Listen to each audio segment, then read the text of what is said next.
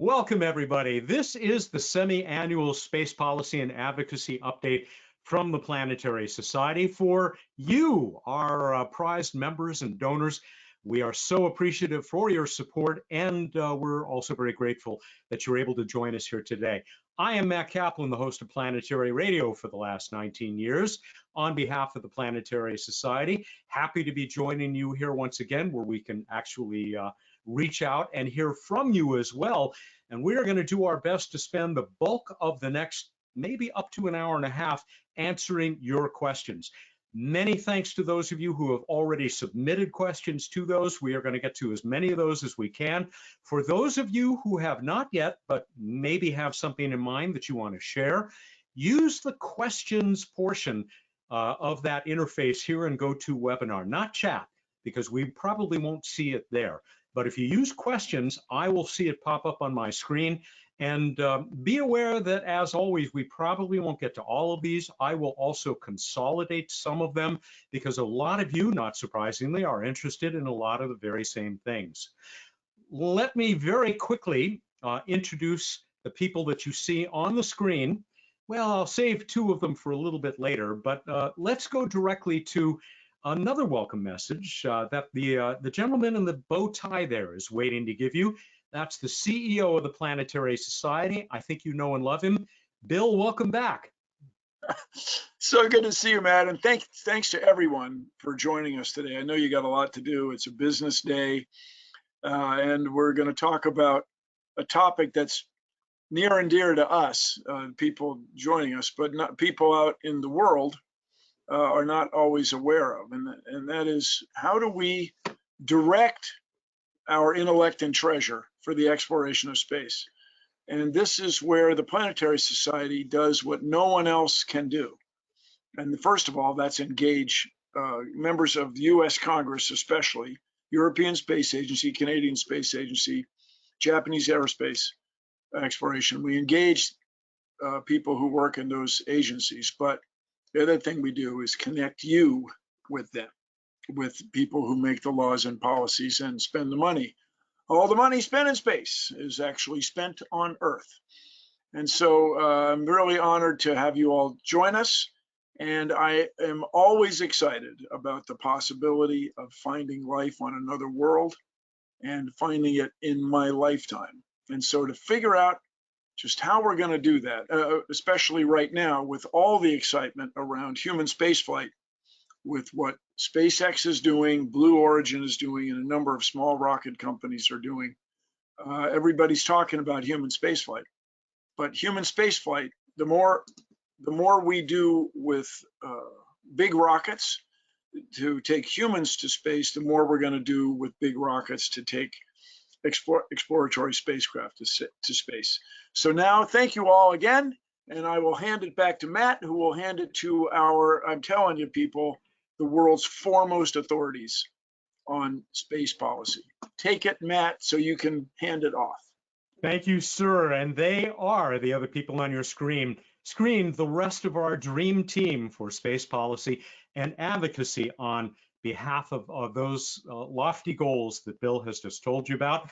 We will start with Casey Dreyer, the Senior Space Policy Advisor and Chief Advocate for the Planetary Society. Of course, also on your screen is Brendan Curry, our man within the Beltway there, our Head of Washington Operations. Welcome to you guys as well. Casey, I want to go to you for a little bit of an introduction, a little introductory statement, and then Brendan, we'll hear from you for a few minutes, and right after that, I promise, we will be getting to your questions. By the way, again, we're happy and grateful to those of you who are able to join us live. If you have buddies out there, other members of the society, because we had about 1,000 registrations for this program who aren't able to join us live this morning for lots of good reasons, make sure everybody knows that we will have this up as a recording at planetary.org/events as soon as possible, and almost certainly by later today. Casey, take it away. Thanks, Matt, and great to see my colleagues here joining us today. And thank you all so much for calling in, watching this later. Just to emphasize, none of this work that I do, that Brendan does, that Matt does, that Bill does for the Planetary Society can happen without you, literally, right? Like the memberships enable us to do our job. And again, we're a nonprofit organization. We're unique in Washington, D.C., that we represent individuals, not corporate interests, not government interests. And that just makes us, I think, extra special and also, frankly, important that we're there every day representing your perspective, this perspective focusing on scientific exploration and the search for life, whereas no one else necessarily would have the resources to do that. So it's an honor to work for all of you. And thank you so much for the support that you've given us and will continue to give us. And again, it doesn't happen without you. So just jumping big picture today in this briefing. Again, to emphasize, we have a lot of questions submitted. Please submit your questions during the briefing as well. If you have them, we will try to get to as many as possible. I'm going to set the stage a little bit for where we are right now at the closing months of 2021, which is just kind of an amazing thing to already be saying. And the big picture for me is that we are on this cusp of perhaps the most exciting decade in space exploration in living memory. And this is something that is accelerating. I think that we're starting to see that a lot of promises that have been made in space exploration, whether it's commercial spaceflight, human deep space exploration, even NASA investments in scientific exploration, are starting to come to pass. And in a way, we're almost not used to that. We're used to promises being made and not kept. And this coming decade, we are seeing, in a sense, I don't think it's too soft to say, a revolution in spaceflight happening around us that a lot of us get to be a part of. We're seeing this in commercial spaceflight in low Earth orbit. We're seeing it in sending humans to the space station by private companies. We're seeing this in commercial participation at cislunar space, and we're also seeing it at NASA returning humans to the moon. This is something that is not just on paper. These aren't just spreadsheets or PowerPoint presentations. This is real hardware getting ready to launch in the next few years with real money being put into it. We're seeing record levels of investment in planetary science at levels we literally have not seen since the early 1970s that were supporting the Viking program. This is creating an unprecedented burst of investment in planetary exploration robotically at Mars with sample return, going to Europa with Europa Clipper, and then this bevy of new missions going to Venus that we will start to see paying off in the next few years. This is, I can't emphasize enough, a truly exciting period to be following space. Then we also have, of course, small rocket launchers, tourism into low Earth orbit, potential private space stations, and of course, a growing capability internationally with the Chinese space program. You have new entrants at the UAE. You have ESA really kicking up investments in space, and a number of countries around the world, even notably places like Australia, investing in their space programs, all to work together to explore low Earth orbit and the cislunar space and the surface of the moon. Again, compare this to 10 years ago when it felt the space program, in a sense, was somewhat listless and absent of direction. What an incredible decade it has been. And we can't lose sight of that in terms of context. We're at a place now where, and I wrote about this for the Planetary Society, we have overall a very strong alignment between the White House and Congress here in the United States in terms of where investment should be going for the National Space Program. Overall, that we can't take that for granted. We need to continue to support that alignment. When Congress and the White House are aligned, policy can be very effective, and the impacts and outcomes can be accelerated. When they're at odds, that's when you get this lots of disruption and slowdown and cross purposes. Overall, we're seeing this continuity between the Trump and Biden administrations in terms of human space program returning humans to the moon, investments in a thriving commercial sector to provide services at lower cost and high reliability to NASA. That was classically the domain of government investment, and that NASA can use the savings of this, and we're already seeing this in planetary exploration missions, to invest in more of the stuff that NASA does better than anyone else, which is bespoke, exquisitely designed spacecraft, pushing the boundaries of technological design, investments in nuclear propulsion, investments in deep space human exploration, and then bringing industry with them. These are very exciting developments, and we're seeing the budgets generally there to support this.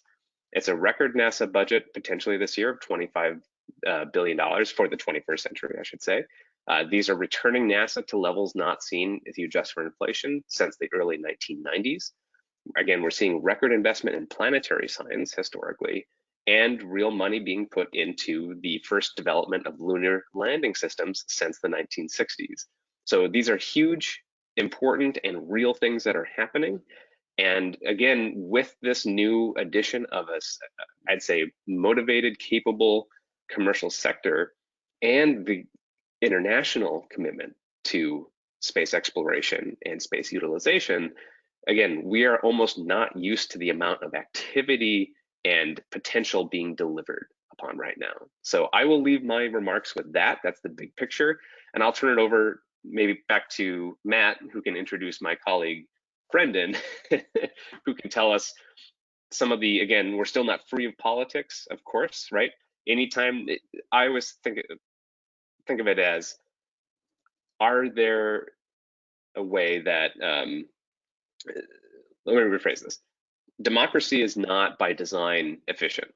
It is designed to have a lot of inputs for people and for various voices and constituencies. It is a feature, not a bug of our system. Though that can be frustrating for those of us who would like to see things move faster politically, it is something that we work with in democracies to ultimately form a strong and enduring consensus. So my colleague Brendan will discuss some of the immediate political issues NASA and overall US Congress is facing that will impact our ultimate access and success of our goals. Thank you, Casey. I do want to mention, we know that there is a bit of a synchronization problem between Casey's video and his audio. We hope that that's tolerable and won't get any worse. It's just a fact of life, unfortunately. But well said. Brendan, let's go to you and maybe start with the up-to-date, the live update on what is happening there, particularly in Congress. Now, as we speak, we know there's an awful lot going on and that space is not really the focus of all of this. By the time people watch a recording of this, as soon as tonight or tomorrow, who knows, it may be completely turned around. But tell us where things are right now as the Senate and Congress the Senate and the House try to come to agreement on the big plans that the Biden administration would like to put in place. Well, thanks, Matt. Thanks, Bill. Thanks, Casey. And thanks to everyone who's beaming in on this right now. Again, we can't do what we do without the help and support of our members. And I really appreciate all the enduring support that the Society is able to get and garner from passionate members like yourselves. So thank you very much. Where to begin?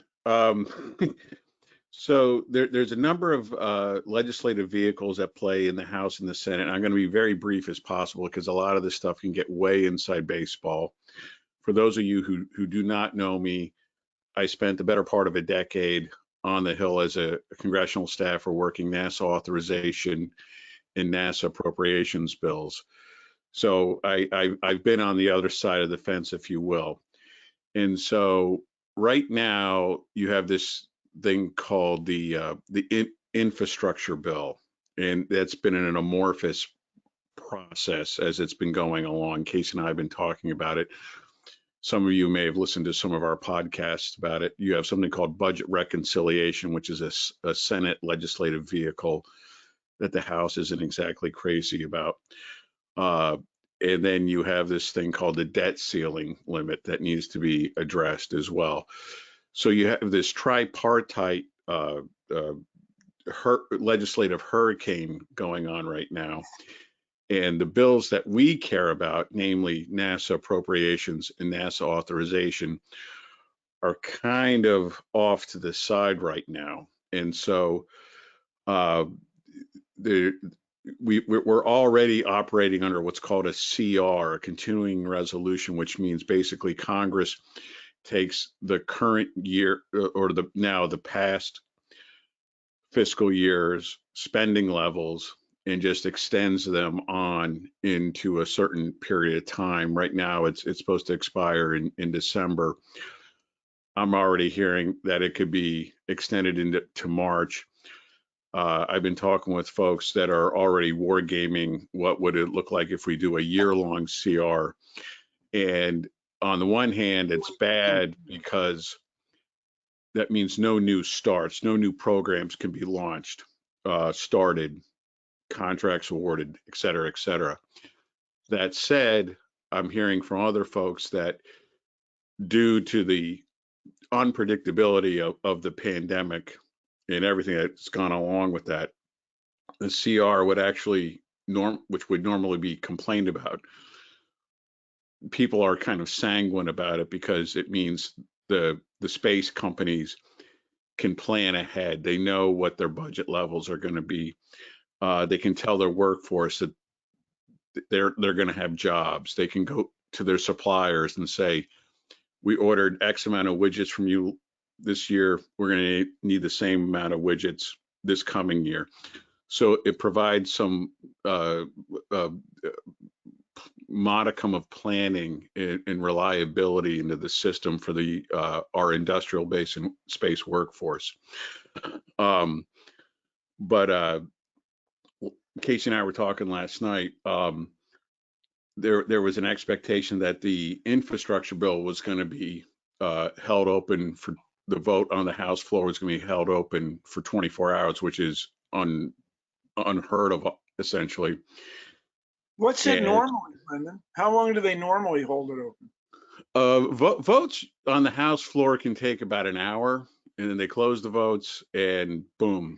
And you know the House is gang warfare. Whoever has the majority always wins in the end. The Senate, some of you who've tuned in the past have heard me talk about in the Senate, it's a tyranny of the minority because they have parliamentary mechanisms in place to frustrate whoever's in the majority, depending on how many, what the balance of power is there.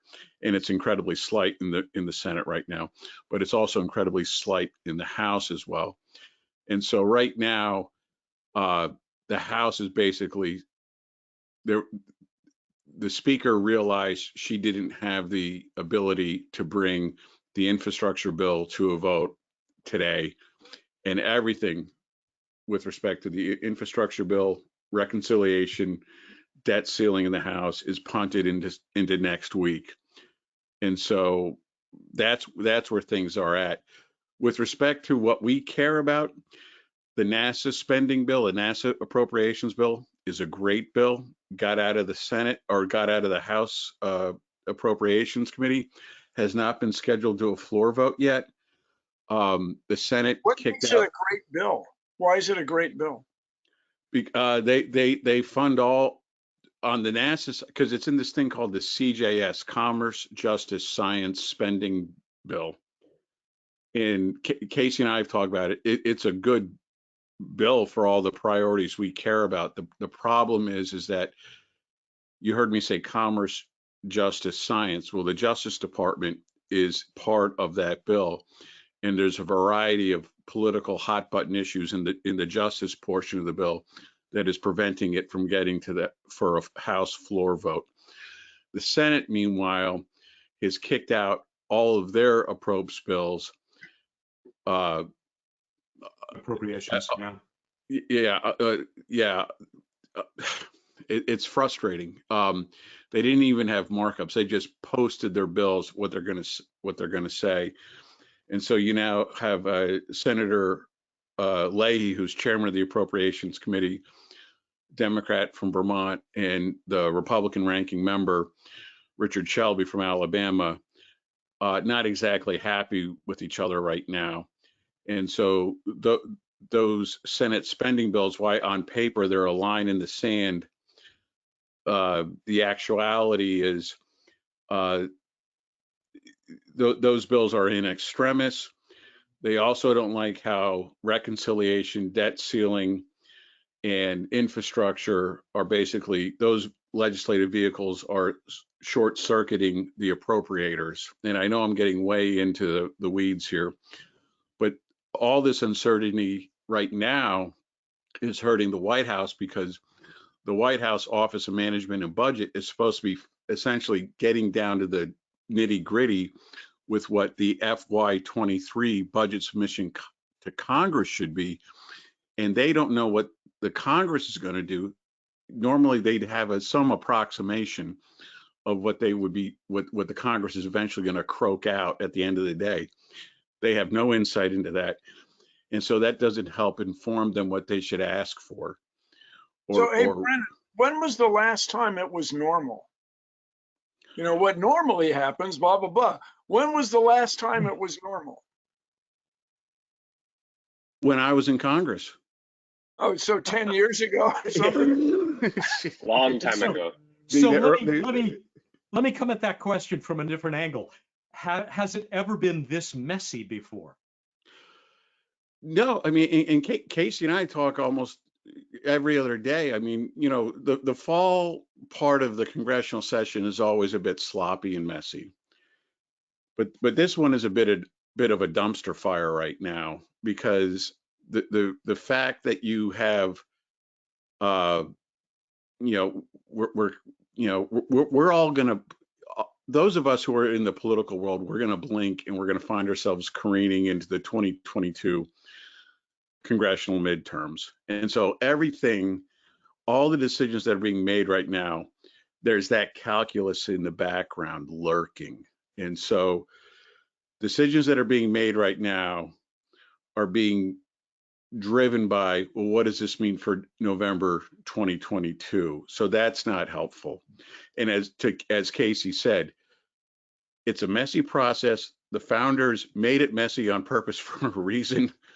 And so we're having to live with it. That said, I will restate, space is still, believe it or not, bipartisan on a variety of fronts. And those of us who care about space are very fortunate to be in this issue area. And we love what we do. And we thank for all our supporters for helping us fight the good fight. Casey and I, Casey cranked out a great report on the Webb telescope thing. I sent it out to all our DC constituents who are on the Hill in the executive branch, all the foreign space agencies, media, et cetera, all the space companies, their DC offices, and it was universally appreciated.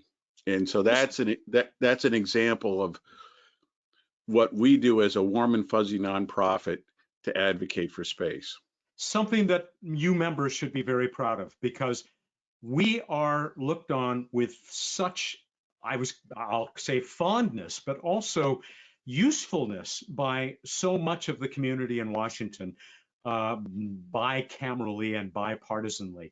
And I think that's a tremendous achievement by the three people that you see accompanying me here on the screen. Casey, I'm going to go to you for a moment, and then I'm ready with our first question from all of you who are watching today, and some who weren't able to join us today, but are still very invested in the process. Casey, you said that you had heard, was it just this morning, about some more developments in the bills that are still being worked out, that maybe there might be a little less money for NASA? Yeah, well, there's a lot, obviously, as Brennan said, that is being juggled right now. And I think the zooming out to the big picture to understand why that is that the Democratic Party that has the majority in the Senate and the House has about as slim a majority as you can possibly have, particularly in the Senate. And anytime, so they're attempting to push through a relatively ambitious agenda with extremely razor-thin majorities to do so. And that will lead to this process of uncertainty and lots of public debate about what should, they can try to do and what they can't. And that's a lot of why we call this a congressional logjam, getting in the way of kind of the normal process of appropriations and authorizations. That's throwing everything else into the schedules into doubt. And so that's kind of why this is happening. Hold it. When was it? When was it I normal? don't think it hasn't been in decades, frankly. They call it regular order, which is the standard process of having maybe early 2000s. I think is the last time you saw appropriations happen by October 1st. Almost 20 years ago. When I was there. Yeah, and so I'd say within the last 40 years, it's been more abnormal than normal. And I guess we use the word normal in terms of this platonic ideal of the legislative process, or the Mr. Smith goes to Washington type of concept of legislation. We're in a bit more of a rough and tumble type of partisan political system at this point, where you kind of use every parliamentarian trick in the book to get yourself an advantage or to stymie your opponents. And that's just where we are in terms of how things are working. So, but again, I think this particular instance that we're in is really a function of new president, new Congress trying to push through a very ambitious agenda with a very slim majority. And that's very hard to do, right? That's a tightrope walk. You just cannot. You don't have any room for error with a 50+1 vote majority in the Senate. The consequence, again, is that these big pieces of legislation, there's two, right? Reconciliation bill and infrastructure bill. Both are in constant and dynamic change right now because they're trying to work through a compromise that everyone on the Democratic platform will be able to vote for. And as a consequence of that, the NASA portion, which is already relatively small, it was only in one of those bills, right? We had the reconciliation and infrastructure bill. NASA had some money in the reconciliation bill, an early draft that went through the House.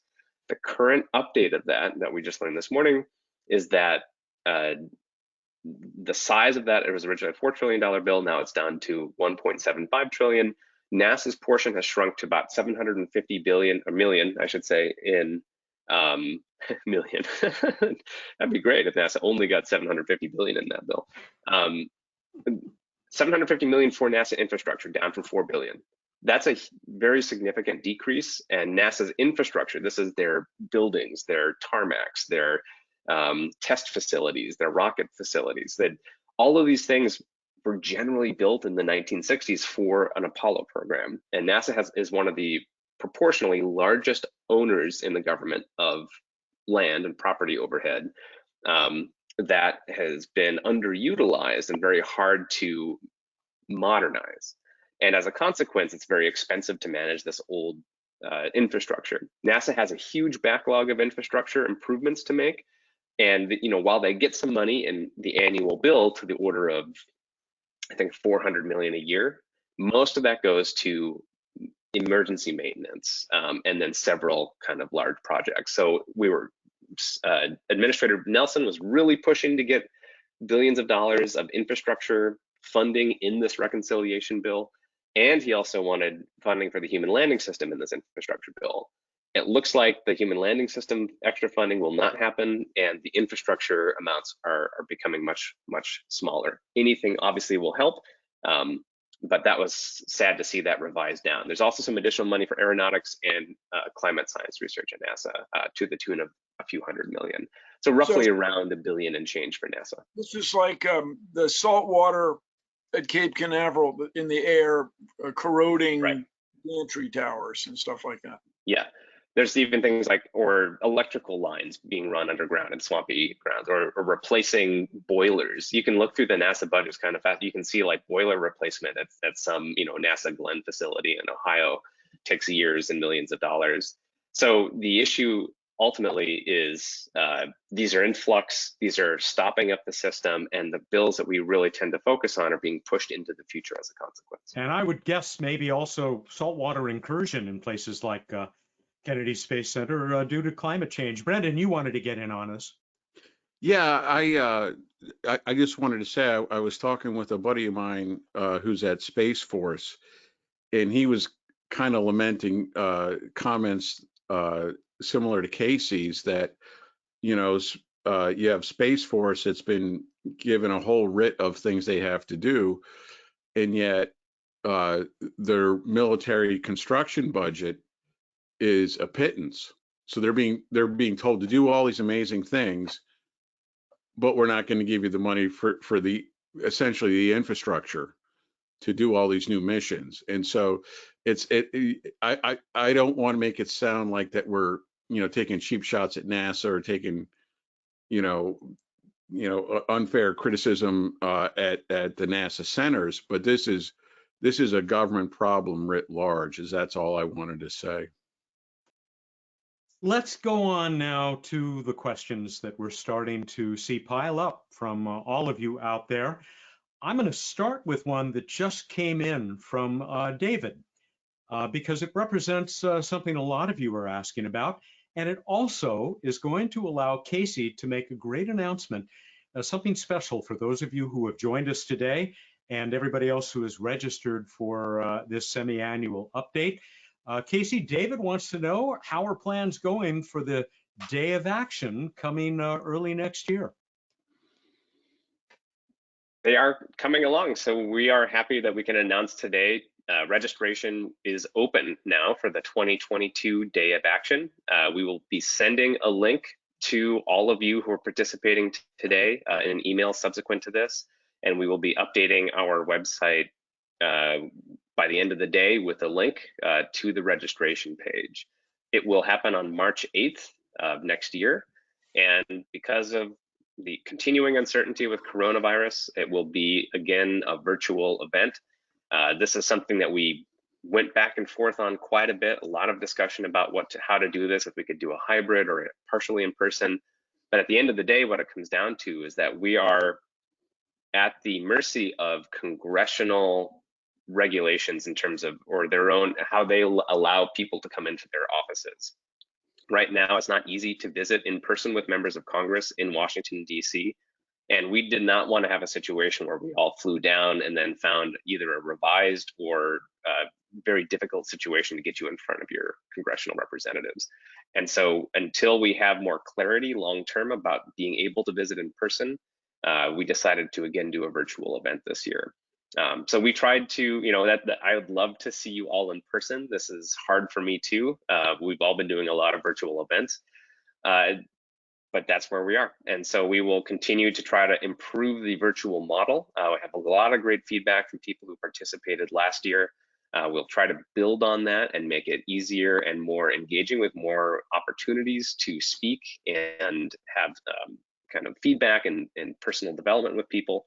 And then also, we did decide to lower our registration fees for the upcoming Day of Action as well. And we've had a donor step up and really support that program. That makes it a lot easier for us to make it financially more accessible to people.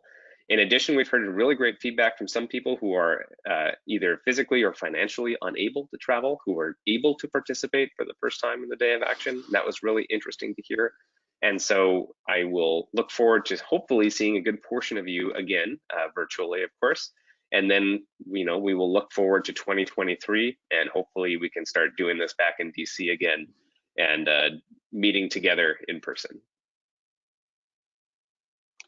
And I'll just to echo Casey's comments. I mean, you still have congressional staffers due to the pandemic who have left Washington, D.C. and are working remotely and living back home with mom and dad. So it's Capitol Hill is in many ways still a bit of a ghost town. We're not being hyperbolic here.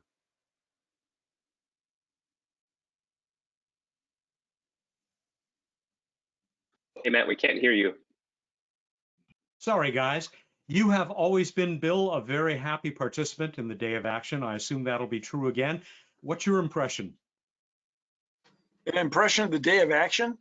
Yeah, just the experience. Well, everybody, if you haven't done it, come on down. And now you can come on down electronically. It's a great thing. A couple reasons. Congressmen, staffs of members of Congress in the U.S. are very happy to have people visit them who are passionate about the issue, and everybody loves space. So they're happy to see us. And the other thing that we talk about all the time, it really is bipartisan, where people from both sides of the aisle or both sides political spectrum are passionate about space exploration. And the Planetary Society, as I say, is a niche. It's a niche within a niche, a niche within a niche, that we explore the planets to make discoveries to change the course of human history. Sure, if you want to go human space flying, knock yourselves out, as I like to say, but what we advocate for is so cool. So Casey, you used the word bespoke. I thought that was great. These are bespoke spacecraft, custom-made spacecraft. Yeah, so as Bruce Murray, one of our founders, used to say all the time, NASA, or NASA's organizing of space flights, is the best in the world. Nobody else takes pictures on Mars the way NASA does, although things are changing. No one else takes pictures of the deep sky the way NASA does. No one else looks for near Earth objects the way NASA does. So in cooperation with other space agencies, I was just in Canada. I always think about Canadian Space Agency. You guys, you have an instrument on every mission, doggone it. So as we keep saying, none of this is possible without you. But when it comes to the day of action, I encourage everybody here right now, mark your calendars. The 8th of March, 2022 will be not only exciting and fun, I claim it will be rewarding. You will feel you will be part of the process. You will be influencing history for real. We can go on about this, but back to you, Matt. Let's get to some questions. And we got another one right here, actually, and it actually harkens back to something that Brendan mentioned about the great work that Casey is doing as he looks at what it actually costs to do the kind of science in space, the exploration that the Planetary Society is so much in favor of. Casey, you are becoming the go-to guy for figuring out what Apollo and other missions actually cost us. We got a question from Shelley in Florida. She wants to know what's happening with Lucy. I can say that it's on its way, and the last I heard is that big solar panel that may not have fully deployed, they think it might be 75 to 95% deployed, and they may not have to do anything to get it to latch together to make that full circle. They might be able to work with it just as it is. But going beyond that, Casey, I want to talk about that work that you've done and congratulate you on it because it is fascinating to see what these things are actually costing all of us. Thanks, Matt. Yeah, Lucy is a really interesting example because it's a discovery mission. And discovery missions are supposed to be small, regular opportunities to, compete for great mission ideas that NASA can do on a regular basis, once every 2 years or so.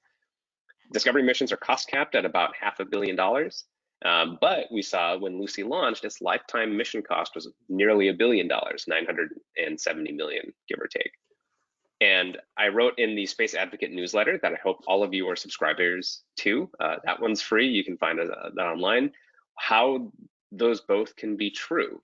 And it shows, I think it's a really interesting and insightful insight into how policy can really direct the future of space exploration. What it comes down to is, by NASA definition, the cost cap of $500 million applies only to the development, the design and build of the spacecraft. It does not include the cost for launch. It does not include the operational cost, the way that the life cycle, the LCC, does. So while the total cost, including launch, including this 12 years of operations, is close to $1 billion, the actual capped development cost is about $500 million.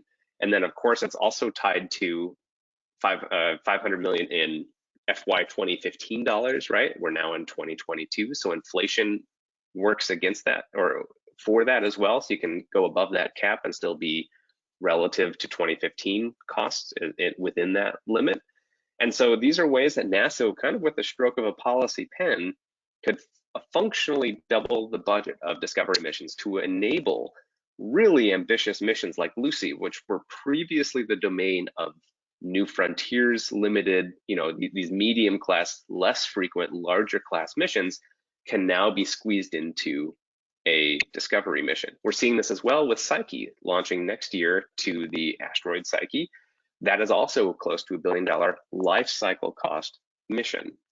These are ways in which NASA can cleverly use, again, definitions, policies to both sell a program, invest in long-term exploration, and enable exploration to all sorts of new destinations. Now, the question is, a larger one is, what about really small, high-risk missions? When you're talking about $1 billion mission, your appetite for risk drops, right? You don't want to lose that mission. That kind of feeds into itself in this loop of making, it costs more to have higher mission assurance that things won't fail.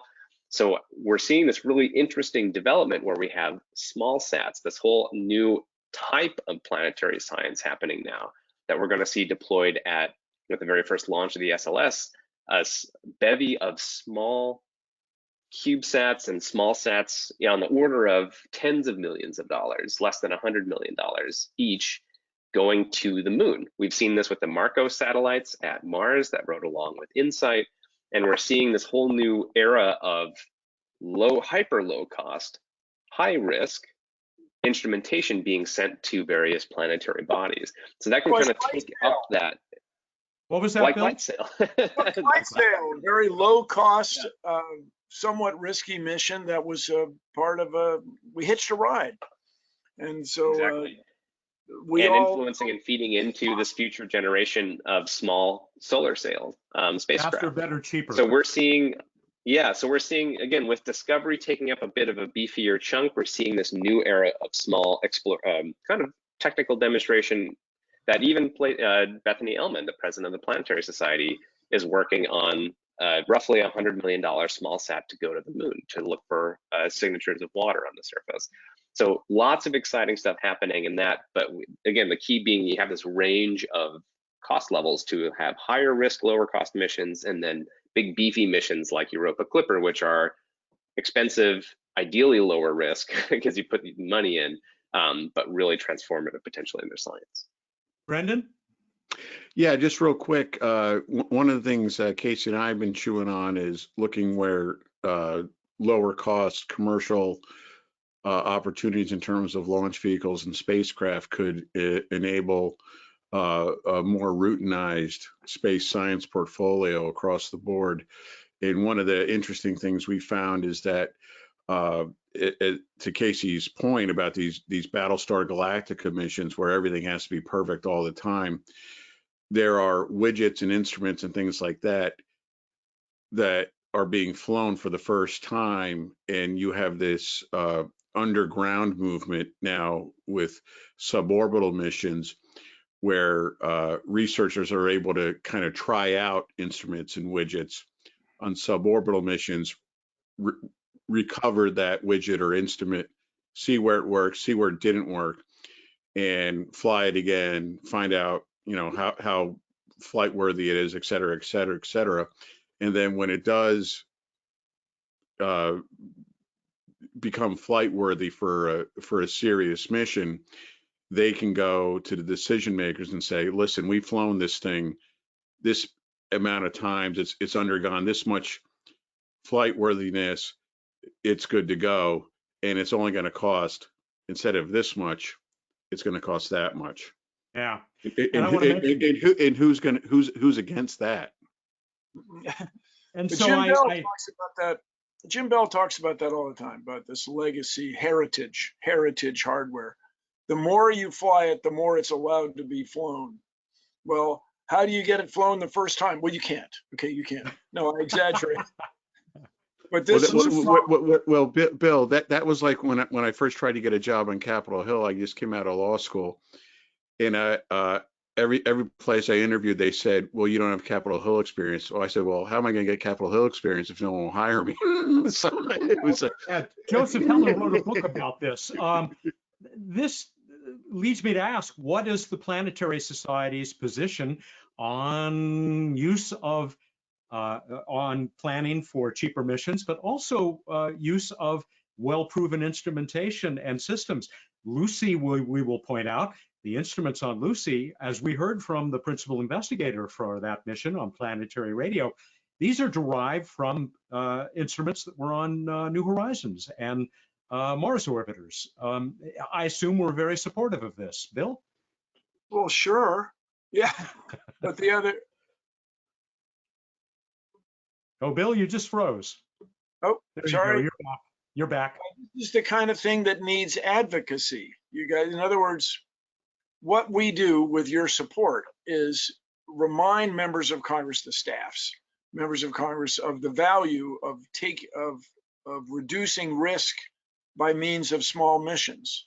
And you guys, I'm so proud of everybody for Light Sail 2. I keep talking about this. The pictures alone are amazing. But we are part of this detailed effort. Like, how do you solve these problems? It's in the details.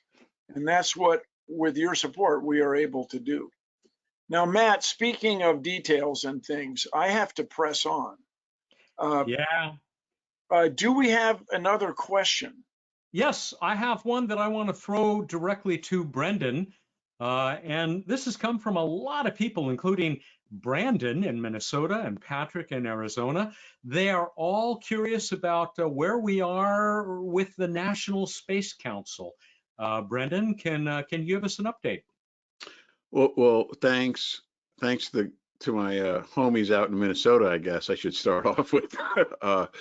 It's still pressing along, and again, as partisan as things have been from the previous administration to the current administration, space again is one of those areas where they're in delightful sequence with each other on. And Space Council is one of those things. Chirag Parikh, who's a friend of the society, is going to be the new Scott Pace, the guy who's going to be running it day to day. They call it, I think, the executive secretary, right? Correct. And he's been meeting with Vice President Harris, and he now is Scott had 5 people working for him. So Chirag's right now staffing up. He's got a wonderful woman, detail from the State Department, who's handling all things international. He's got a NASA detailee who's working all things NASA-wise, and he's got a friend of ours in Diane Howard, who's a space lawyer handling all things commercial space that Casey and I are going to be meeting with relatively soon. She starts effective November 1. And Chirag, his background is the national security intelligence community space world. So not only is he executive secretary for the council, but he's going to be holding that job jar himself in terms of the national security aspect stuff. So it's a good team that he's putting together. They're going to reactivate the user advisory groups, and we're working appropriately on that front. And I got my application in, thanks to you. Yes. And so we'll see how that plays out. And they and again, if I can't underline it enough, Chirag and Scott quietly check in with each other.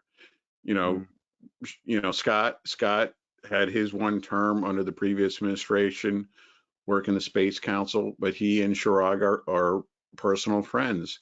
And so I think there's a lot of intellectual exchange between the two of them that is beneficial for American space aspirations writ large. And I'll leave it at that. I'm not trying to be secret squirrel or anything like that, but it speaks to the value of what we do as a community, as a business, as an industry, as a society. For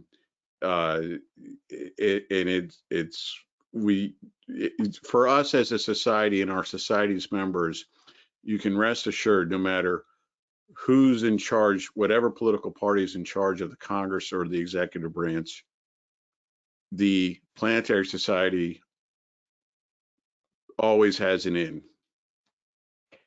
Bill, we knew that you were going to have to leave us. Of course, we hope that you can stay as long as possible, but you've got some big commitments today.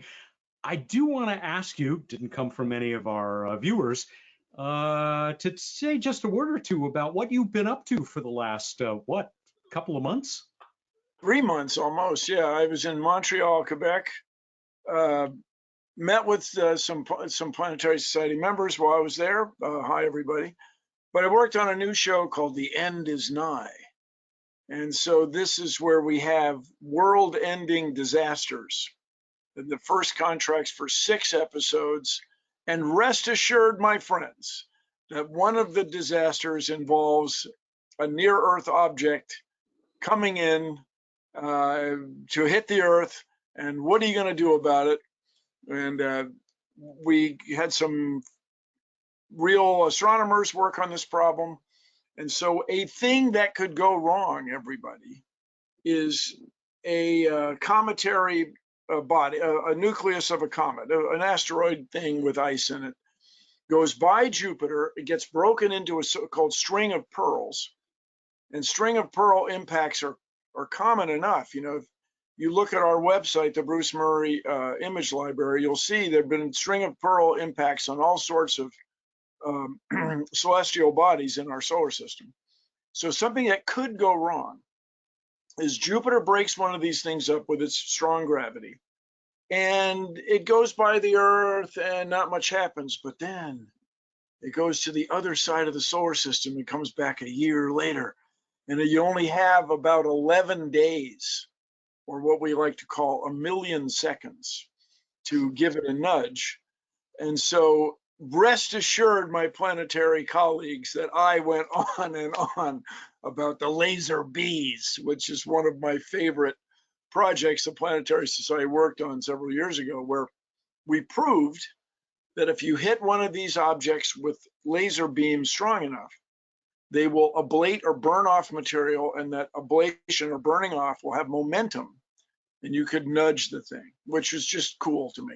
So yes, the end is nigh. The earliest we've heard it would air or cable or stream would be next summer. But I'm not really sure how reliable that date is, but it won't be this weekend. It's a big, complicated, it's the biggest crew I've ever worked with, and they were excellent in Montreal. We went to all these locations in Quebec to shoot these cool scenes for these 6 episodes. So thank you for asking about that, Matt. And but I'm back in the States, ready to do great things. But along this line, I've got to do some voiceovers today. I've got to do some talking. So thank you all very much for your support. I'm handing it over to you, and let's get out there and change the worlds. Thank you, Bill. Thank you for your leadership and for joining us today. Can't wait to see that show whenever it premieres. And we'll just say regards to some of those great people on your team, like Brandon Braga, who worked on Cosmos and Star Trek. And Andre Bormanis, who's written I was going to say, our friend Andre. Yeah, who's also very involved. He was part of doing the calculations on this scenario to give drama, authentic drama to this drama. All right, you guys, thanks very much. Stay tuned. Carry on, Bill. Thank you very much for joining us. Thank you. Let's go on to another area that a lot of you have asked about. And when I say a lot, I'm going to try and get back to them here. I think we're in part talking about Rob in Florida and Kit in Washington. And that is about this emerging, maybe it already has emerged now, finally, after looking forward to it for years, of the private space flight industry and private even space exploration industry, and how it's doing and what the Planetary Society's position is on this. That is a position in development, right, Casey? Yeah, we're working on a set of refined policies for commercial spaceflight in particular. I'd say we can just generally speak, we're very supportive of the activities, but as it intersects with exploration, right? So we've seen this huge decrease in the cost of launch. We were talking about Discovery missions just a few minutes ago, and the cost of the Psyche mission launching to the Psyche asteroid is $112 million for a Falcon Heavy. That is probably half the cost they would have paid for an Atlas V, 551, which saves the mission a significant amount of cost that they can then use for operations or development. This is and we've seen Dr. Zabukin, the Associate Administrator of the Science Mission Directorate at NASA, talk about how the decrease in launch costs have enabled the Science Directorate to do more science, right? This is the ideal outcome of commercializing and the benefits of an industrial process of scale for things that are made over and over again the same way, right? So we have different types of things in space that can benefit from scale, and other things that are going to always be these kind of handmade, as I said earlier, bespoke types of instrumentation and spacecraft. And so we're literally looking at kind of where that intersection really makes sense. So we're refining what we're talking about. But again, broadly, we're very supportive. We submitted testimony to Congress, or input to Congress last year, when they were looking at limiting NASA's ability to use fixed price milestone-based contract delivery for the human landing system, which is something on the House side that is particularly contentious right now, not just for SpaceX, but for how NASA should be allowed to procure its human landing system for Artemis. This issue, and what we ultimately said with that was, we should be clear that this is an experiment. We haven't done this before in terms of doing a fixed price service delivery contract for landing humans on the moon. That's new, right? No shame in admitting that.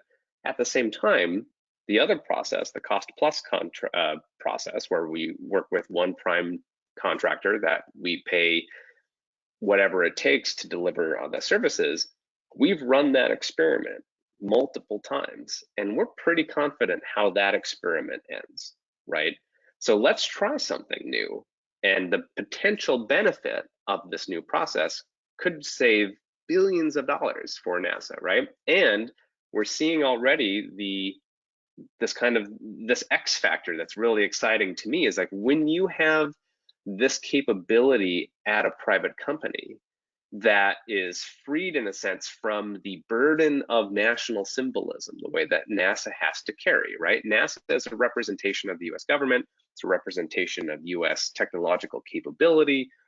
It has to then operate with that certain kind of acknowledgement of its role in society. When the space shuttle had a disaster, that was a national crisis. Congress had hearings on it. NASA shut down its human spaceflight program for years because it was this symbolic. It was a tragedy, but it was also a symbolic tragedy. It was a broader consequence. Smaller companies are allowed, in a sense, to fail and experiment and try different things that a national agency probably couldn't, because of that freedom of its symbolic weight. So that's really exciting to me, and we're seeing this change. And I think that's, we're seeing this broader tension now being created, I think, in culture, because all of us, for the most part, have grown up in a world of more stately, state-sponsored spaceflight.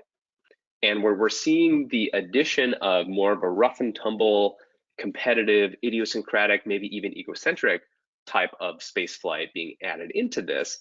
And that juxtaposition from what we grew up with and our internalization of that national symbolic aspect of spaceflight against this new type of more, again, idiosyncratic spaceflight can feel strange to some people at sometimes. I think that's really fascinating and really exciting. So long way of saying that we're going to be refining our specific policies. We're broadly, of course, supportive of it. I think we've seen, and the industry has proven itself to be wildly capable, and that we should really push that forward and see where the limits are of where this makes sense and where it doesn't. Brendan, I'm going to come to you in just a moment, but I want to make the point that I think Bill was also going to bring up, if he'd been able to stick around, that a lot of what we are seeing is maybe the best evidence that access to space is becoming cheaper. And that has to be good for everything that we want to do within the Planetary Society, whatever other downsides there may be for this. Brendan? Well, two points. I should let our listeners and our members know that we were able to engineer a virtual, sadly, face-to-face with Bill and Administrator Nelson, Deputy Administrator Melroy, and Dr. Zabukin about a month ago. And we were able to proclaim our beliefs and priorities to them, and they echoed them. They reverberated right back to us. So it was a very good session. being a old school DC operator, I was worried that it was going to be kind of a 10 to 15 minute, come on, okay, okay, that's great, have a great weekend, see you later. They spent almost an hour with us. And so it was a testament to our reach. But the other thing to capitalize on Casey's point about commercial stuff, a while ago it was commercial launch. It's never going to happen. It's not going to work. It's da da da da da da da da. You know the naysayers were endless. In the past 2 weeks, we've had people or organizations or companies, however you want to conflate them, starting to pitch commercial space stations. So it's almost like the commercial launch issue is forgotten about. It's like that stare decisis right now, and the next step is commercial human habitats in orbit. It's almost being expected now, which I think speaks volumes. And again, you know, you have Space Force talking about cislunar operations and things like that. I mean, we Casey and I always joke that we're living in science fiction right now, and that's a great thing. And our members are living in science fiction right now, and that's a great thing. And we just need to keep hammering at it. And I'll reserve the balance of my time. Yeah, I want to just add on to that real quick. Just to add on just a little bit to that, I think it's a fascinating aspect of this to me that deserves consideration is how much, and this is why I keep going back to the fact that I think we need to acknowledge that this is an experiment, and that's totally fine to acknowledge that this is an experiment, and how much of our current attitudes towards commercial spaceflight are the consequence or of basically one sui generis company of SpaceX. And if you subtract SpaceX's particular contributions out of that discussion, there's still not a lot of proof yet, right? We're running the experiment, but it has yet to return results. Blue Origin, though it's launching now people into suborbital flights, has not yet flown orbital flights, much less regular service or provided reliability. We have yet to prove the commercial lunar landing program that NASA is running its experiment with. We're seeing companies like Astra not yet be able to launch, right? It's really hard to launch. And so we're seeing a lot of activity, but really most of the results are one company in terms of actual new spaceflight services. And so that's where it's like, how do you extrapolate from one data point? Are they, in a sense, of kind of a 3 or 4 sigma event in terms of likelihood, or is this going to be the new normal? And we can always look back to Orbital Sciences, now Northrop Grumman, with its Antares rocket. And, you know, SpaceX came and shook up the whole launch industry through the original commercial or the cargo transportation demonstration contracts.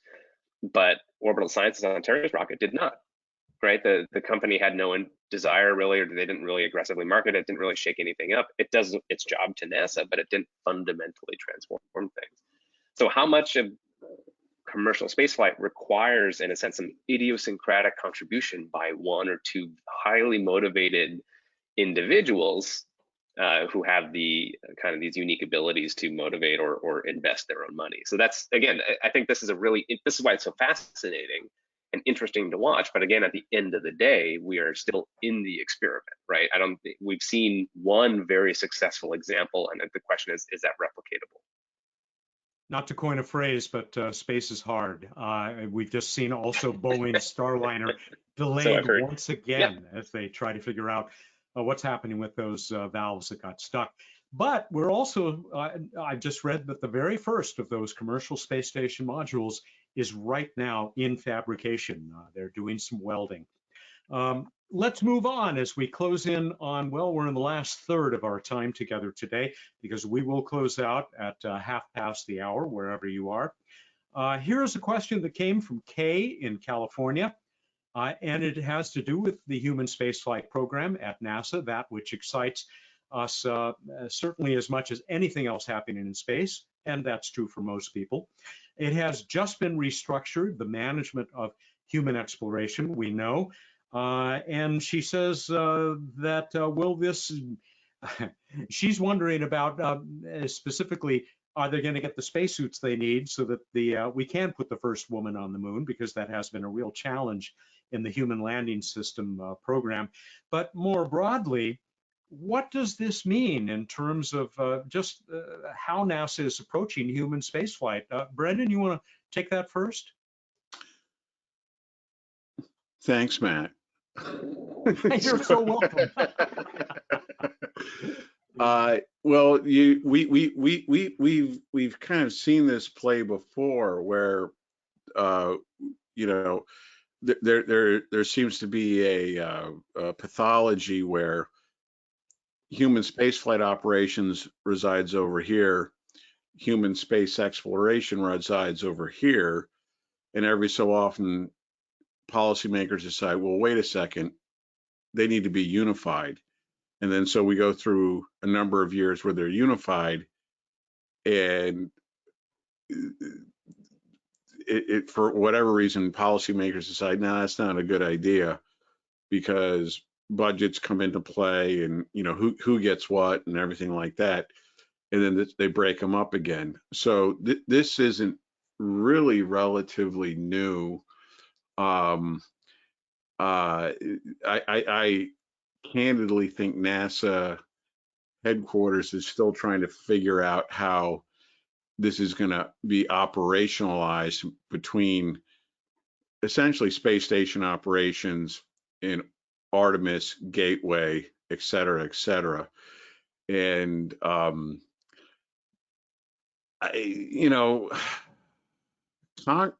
Congress eventually is going to start paying attention to this and see, okay, well, how's this working out?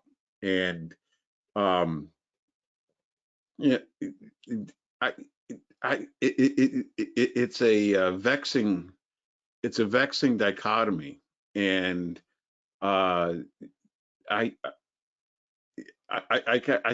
hate to sound like the DC jerk, but I can see both sides of the arguments on both modalities. But that's what feeds into what Casey calls the idiosyncratic part of the private actors. That's you have these actors who are saying, I'm going to go do whatever I want to do, and I don't have to worry about congressional appropriations. I don't have to worry about getting a sign off from certain NASA centers or NASA headquarters. I'm going to go do this. And I good. I think yeah. I mean, let's have it. I don't want to say wild west, but I like this liberation of American ingenuity and grit to break away from, well, this is how we always did things for decades. And that's where I think we're going to see a lot of the interesting things. And at some point, essentially NASA is going to start saying, well, wait a second, maybe those guys did get it right over there. Let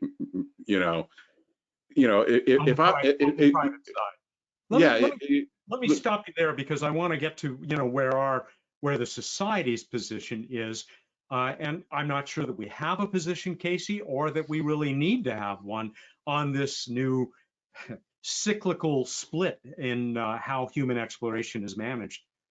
Yeah, I mean, I think just to build off on what Brendan was saying, that historically they've been separate. Operations in a sense, and the kind of deep space development, right? And you really think about it, it's two very different needs of developing hardware and then ongoing operations and safety of management of with people involved. And the unification into HEOMD that's now being split happened at the end of the Constellation program, right? So in a sense, they were unified because there wasn't really a human exploration program anymore. And so the fact that we're splitting them back out can really be seen as saying, oh, we actually have a clear and strongly invested in human exploration element to NASA, that from a bureaucratic standpoint, you have a dedicated internal staff at NASA focused on that one mission. And then you have a dedicated bureaucratic staff focused on safe operations of low Earth orbit. The question becomes, does operations then shift into, deep space operations after the development is completed? That'll be interesting to see. I don't think they necessarily know that either. I don't think this is you can read into this, and some people have, that this is a power play or a bureaucratic demotion for Kathy leaders who, versus, you could go into the big contractors versus commercial contracting stuff. I think it's a pretty pragmatic separation of one very large bureaucratic system into two more focused areas. That is historical precedent. And then I want to just mention the spacesuit issue that the questioner asked about. That's a big problem. Not just the availability issue was for the spacesuits that were designed in the shuttle era that they're using still on the International Space Station, for just having enough sizes for smaller frames, like a lot of the female astronauts. The new generation of spacesuits needed for walking on the moon, they're not going to be ready by 2024, right? There's a number of reasons why the 2024 landing is no longer feasible.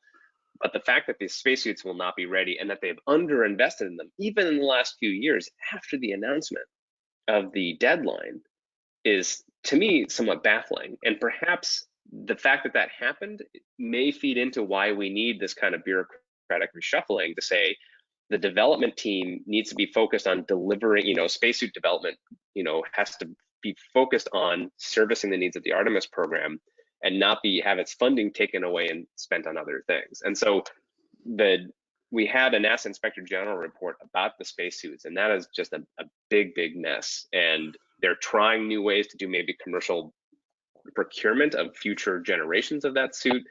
But I see that as actually one of the major sticking points that has yet to be resolved for safely landing on the moon and then doing something once you're on the surface.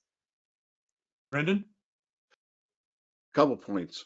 The spacesuit issue has been a problem for almost 20 years.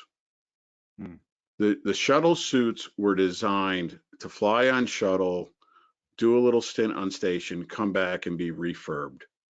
They're now being housed on the station in an environment they were never designed to withstand. And that's why you have these scary incidences where life support systems break down and you have astronauts almost drowning in their suits on spacewalks. So that is an indictment, I would say, of a lackadaisical bureaucratic failure.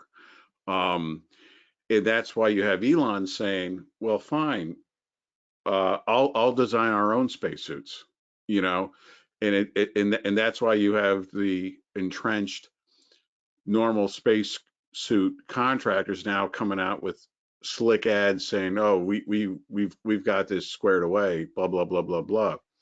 The other thing about Casey's point, there was no we have an entire generation of leadership that was focused on operationalizing shuttle and designing and building and operationalizing station. No exploration mentality, and I think we're starting to see that mentality fracture. And I don't have a crystal ball, but you're seeing a modality starting to erode and break down. And I think that's why we're seeing this kind of almost schizophrenic activity. And they've got to lock it up and lock it down, give Congress a plan of attack, and get Congress to sign off on it, because Congress wants to sign off on something. Let's see if we can get in at least. If I could just add, sorry, Matt, there's one more aspect to think about this, which is, I think, really important. which is a big picture thing, which is how important and valuable it is to have a clear set of goals for a space program, right? And the concept, I'd say that the current problems that we're seeing in the next generation spacesuit development program are a consequence of having no goal for the last 15 years about what the next thing was going to be. And when you don't have a goal, when you don't know where you're, literally when you don't know where you're going, you have nothing that comes down to constrain your investments in the present day, right?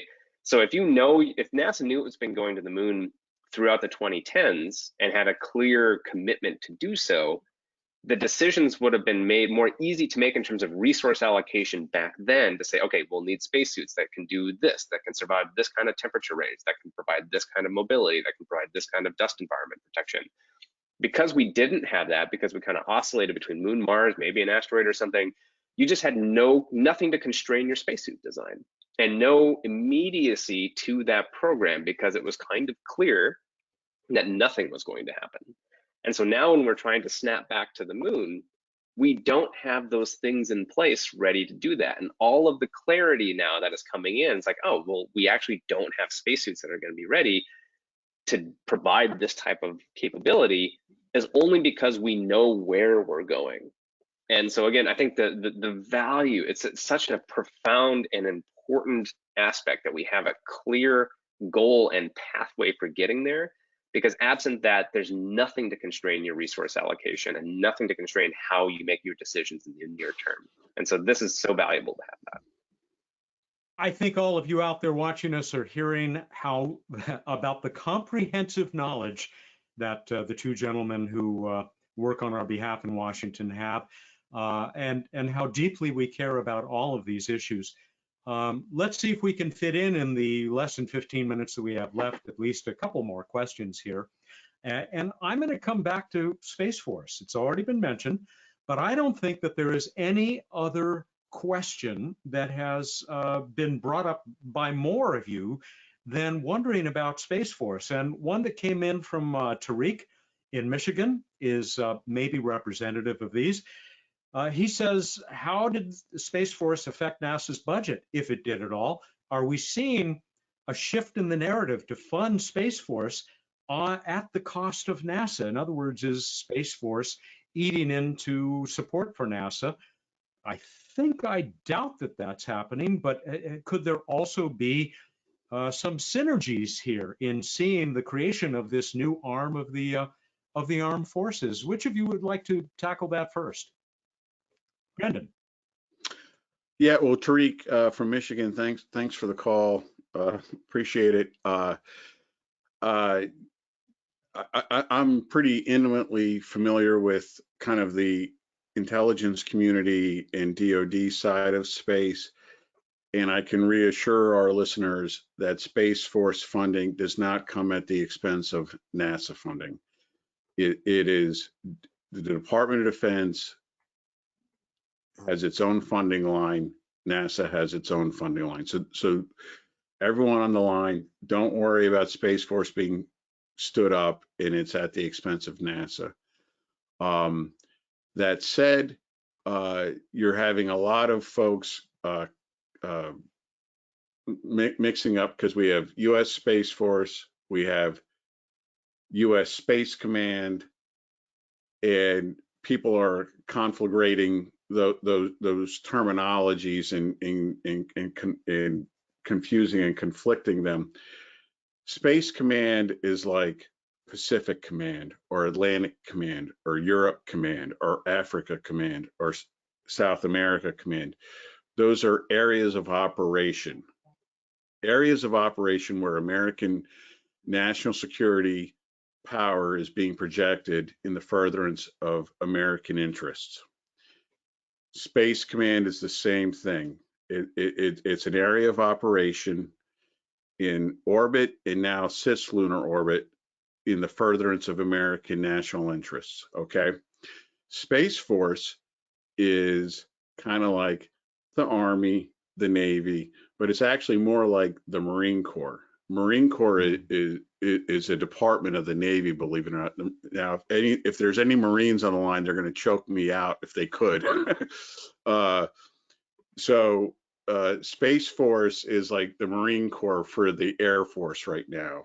Eventually, I think it's going to spin off and be its own separate, real separate department. And Space Force is the entity that's going to be buying the rockets, buying the satellites, designing the acquisition protocols, designing the requirements for what they need for space to provide American military space and national security assets, working with the National Reconnaissance Office and the National Geospatial Intelligence Agency and other folks that have three-letter names on what do we want to put in space to collect, gather intelligence in the furtherance of American national interests, and also thwart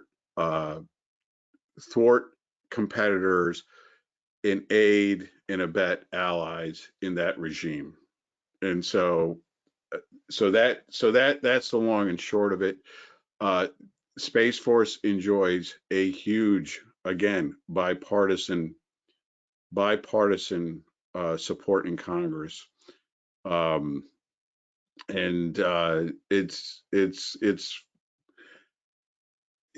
it's really cool because the problem with our national security space stuff for a while was it was housed at the Air Force, and the big Air Force or corporate Air Force, however you want to call it, if it wasn't a fighter or a bomber program, you were at the bottom of the list in terms of priorities. And so everyone started realizing that. And so now Space Force is on its own. And it's a good thing. It's a good thing because Space Force, they manage all our launch ranges.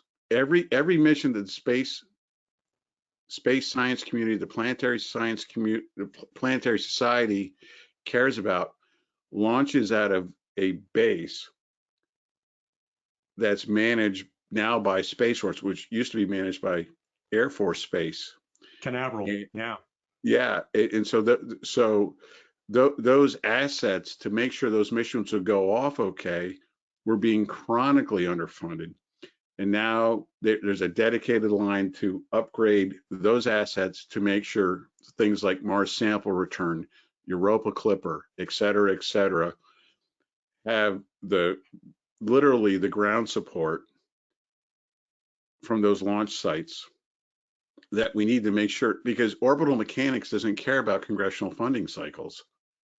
And so we need this. It's good. And if anyone wants to call me out on that, I'm Brendan at planetary.org. So I bet we have a couple of senior members out there who remember when the Air Force was the Army Air Corps. So there is some precedent for this kind of action. Without doubt. Gentlemen, we have just a few minutes left. I'm going to go to a question that is maybe the classic finish for these discussions we have about policy and advocacy by the Planetary Society. And we got it from more than two people, but two that are watching us right now, Letty and John. And thank you for joining us once again. And I'll let Letty state this for us. What would your response be to people who think spending on space exploration is a waste of money and we should be putting that into dealing with all the other issues that humanity faces in making our day-to-day lives easier? And she says that she comes across this talking point quite a lot.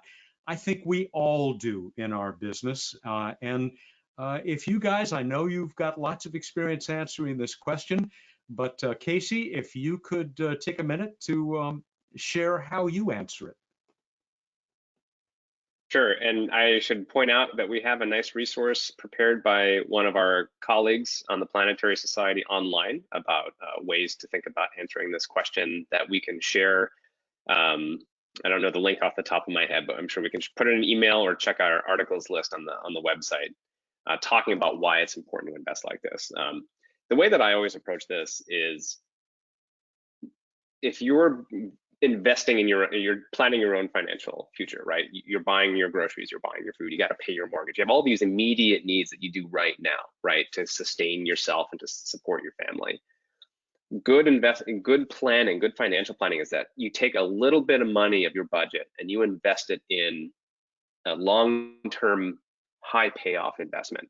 So something that you can get food now, but can you invest in something that will change how you get food in the future, or fundamentally transform and improve your life in the future?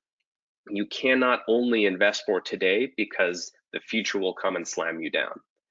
So space exploration is the fundamental investment in the future, not just in terms of technological return. I think that is a great simplification of it, but as a cultural investment, something that forces us to tear ourselves away from our phones and our narcissistic obsession with ego and other people and social media, and forces us to literally look up and out, to take in new information, to challenge our scientific understanding of the natural world in which we exist in, and to fundamentally place us within a larger context of existence. And if we don't do that, we lose that connection to our larger world, and we become introverted, right? We could become inside. And so space is this profound cultural energy that challenges us and excites us and brings out the best of our energies and intellect to not just ask what's out there, but to work and to learn how to work collaboratively and peacefully in aggregate with people around the world to answer some of the most basic and fundamental questions that unite us as opposed to dividing us. And it's worth investing a small amount of our overall budgets into that kind of future forward, culturally reinvigorating, and technologically stimulating effort. Because again, you look at the actual numbers and we overwhelmingly invest in all the immediate things that people tend to worry about. And this is why we put these budget documents online, or our NASA budget page on planetary.org. Last year, the United States spent over $6 trillion. Of that $6 trillion, $22 billion was spent on all of NASA, right? So that's that's less than half of 1%, right? It didn't prevent any financial service to immediate needs of health or food or social security or anything that serviced people. None of what NASA was spent on prevented that emergency spending from happening, right? So people tend to see this as a false dichotomy, but it's a both. And the fact that we can do this, and the value and the return that we've seen for its transformative nature, not to mention, again, something like finding life out there would be, we wrote about this as a paper to the Decadal Survey Committee. We have a pathway to a scientific revolution if we choose to follow it, which is the search for life. And it's rare that we have such a clear set of guidelines to say, oh, you want to revolutionize biology? Well, here's a pathway to do it. And by investing in these activities, we have all of these beneficial pieces of feedback. I think it's absurd that we don't spend more on it. And I think it's really important to, again, have this, it's a multivariate set of inputs that benefit us at all levels, spiritually, technologically, culturally, and efforts, peacefully in a sense as well. Thank you, Casey. Brendan, I'm going to turn to you for a minute or so to get your view of this question we all face now and then. Well, Casey did a very eloquent job of discussing almost the ecclesiastical aspects of what we do. In my line of work, it's jobs. They're high-paying jobs. They're inspirational jobs. Members of Congress love the idea of having a space contractor or a subcontractor in their congressional district. It's better than having a casino. You know, it's something that the kids can get excited about. And let's not be too cute here. We just had media reports about China. You had the vice chairman of the Joint Chiefs of Staff yesterday, John Hyten, a hardcore space guy, talk about all the hypersonic weapons testing through space that China's been doing. So let's not kid ourselves in that while the Planetary Society is, as I say, a bit of a Star Trek-y organization in the best sense of the word, there's economic benefits and there's national security and geopolitical benefits from the investments that we make as a nation. And other people, other geopolitical peer competitors would marvel at what we are able to do in space and are trying to mimic what we are doing in space. So there's what Casey beautifully presented is I'm in full-throated concurrence with that. But there's also the day-to-day realities of what we need to do in the furtherance of this republic. This Casey's referred to an experiment. The United States is still an experiment. Let's, you know, so what do we need to do in the furtherance of this experiment that we call America? And space is an ingredient. Investment in space is part of this experiment, this recipe for the furtherance of freedom and liberty and the benefit for not only ourselves, but our children and our grandchildren and our great-grandchildren. And I'll leave it at that. Two superb arguments for why we do what we do and why we believe in it so strongly from the two main spokespeople and advocates we have within the Planetary Society. By the way, we will add our congratulations to China for putting its second crew on its own space station. And for the other amazing work that that nation and so many other nations are doing now in space exploration, the United Arab Emirates, India. I'll note that I will have the chairman of the UAE Space Agency, Sarah Al-Amiri, Her Excellency, back on Planetary Radio this coming Wednesday. And then we will have another space policy edition of Planetary Radio on the first Friday in November. Looking forward to that as well, where Casey often brings in some of the movers and shakers across all of space exploration and space development. Thank you for making all of this possible. Everything that the Planetary Society does is because of you out there who support this work and believe in it the way that we do. I hope those statements, those arguments you've just heard from Brendan Curry, our Director of Washington Operations, and Casey Dreyer, our Senior Space Policy Advisor and Chief Advocate, I hope they make you feel even better about your support for the Planetary Society. I am Matt Kaplan, the host of Planetary Radio and a proud member of the Planetary Society for several decades now.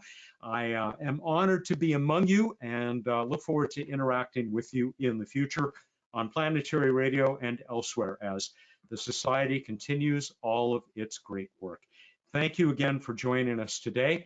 And once again, this program will be available on demand at planetary.org/live. Actually, I think I said events earlier. Planetary.org/live is where you'll be able to find it, as well as on our YouTube channel within, we hope, a few hours. Again, thank you and have a great weekend.